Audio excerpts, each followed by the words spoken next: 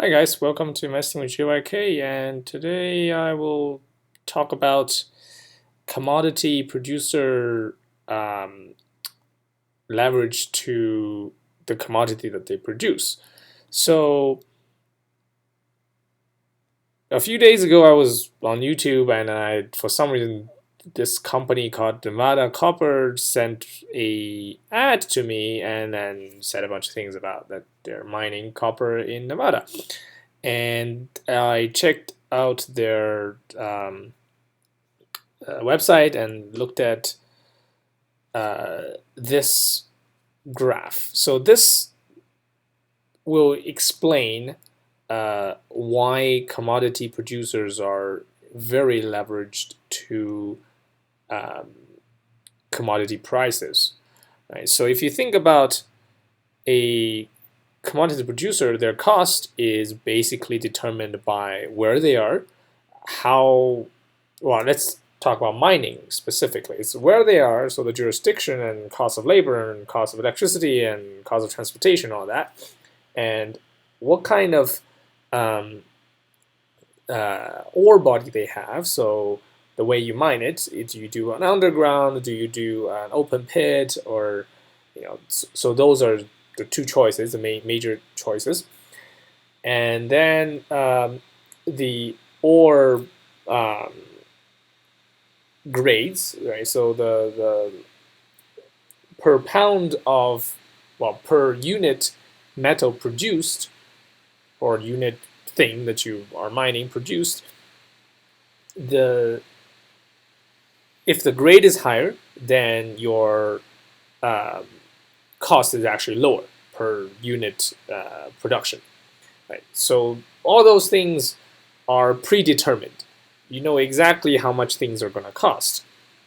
But so the only thing that changes for these guys is the end product's price. They have zero control over the price. So in this case, imagine if you had, it costs you overall, let's say $3 to produce copper, and then the copper is at $3, then you make zero money. Then you're pointless. But if copper is at 350, suddenly your margin is going to be 50 cents on $3. Sorry, 50 cents on 350 of sales, which means it's like 1/7, something like 14%. Okay, so there is this concept of net present value. So if you're somewhat confused about net present value or don't know that concept, essentially it's um, a discounted sum of future cash flows. And this company has um, declared that 10% in copper price will be 60% in after-tax net present value, right? So you can see that $3, the net present value is 800 million, 900-ish. At 350, their net present value is like 1.7 billion. Okay. This means they're like really, really leveraged to the copper price. And on a rising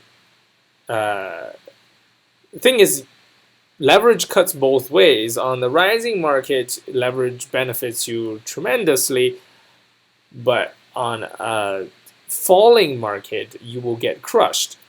So if you look at this, you can see that from 3 to 350, the increase is around 800 million. From 350 to 4, the increase is around 850 million. And then from here to here is again 800 million. So for every 50 cents increase in copper price, the net present value will increase by 800 million-ish, $800 to $900 million. What is that? What happens to the company if the copper price falls 50%? Right. So the sneaky thing is they never presented the one down, but essentially, if copper price is at 250, this company will be worthless in terms of net present value. I'm not saying that this is a worthless company overall, but even if they're currently worthless, it's in terms of NPV, there's still speculative value in that company because who knows what copper price will be in the future? Maybe it will increase, right? So you have essentially you have an option on copper. You hold an option on copper that with strike price of 250 in this case. For these guys, 250 seems to be break even, so your strike price is essentially at 250. And yeah, so these companies, some of these companies, the marginal producer, so where their cost is very close to the price of that metal, they behave more like options on copper prices than usual companies. It's like you're essentially getting an option plus some business risk, both good and bad. Um,